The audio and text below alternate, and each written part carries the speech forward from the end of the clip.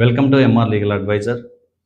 Today topic, drug use చేస్తూ మనం పోలీసులకు పట్టుబడితే శిక్ష నుండి తప్పించుకోవచ్చా అనే పాయింట్ మీద డిస్కషన్ చేయడం జరుగుతుంది. సో ముందుగా చూసినట్లయితే yesterday section 27 punishment for consuming narcotic drugs and psychotropic substances act 1985 చూసినట్లయితే క్లియర్గా consuming only small quantity narcotic drugs like heroin, cocaine, morphine, so ఇటువంటి డ్రగ్స్ మీరు స్మాల్ క్వాంటిటీలో యూజ్ చేసినట్లయితే rigorous imprisonment up to 1 year or fine up to 20,000 or both, ఇటువంటి punishment ఇవ్వడం జరుగుతుంది.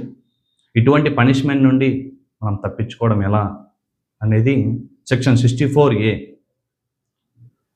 D addiction programme, voluntary choosing to any accused de addiction treatment కనుక మీరు చూస్ చేసుకున్నట్లయితే సో కోర్టు వారు కంపల్సరీ మీ యొక్క డ్రగ్ అడిక్షన్ ఉందా లేదా, ఫస్ట్ టైం డ్రగ్ యూజ్ చేశాడా, లేదా డ్రగ్ ట్రాఫికరా, సేల్ చేశాడా, సో ఇటువంటి కోణాల్లో వెరిఫై చేసి మీరు రియల్గా డ్రగ్ అడిక్ట్ అయితే మీకు పనిష్మెంట్ బదులు రీహాబిలిటేషన్ సెంటర్కి పంపించడం, ట్రీట్మెంట్ పంపించడం జరుగుతుంది.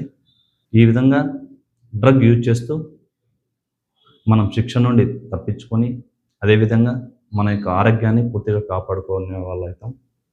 Thank you.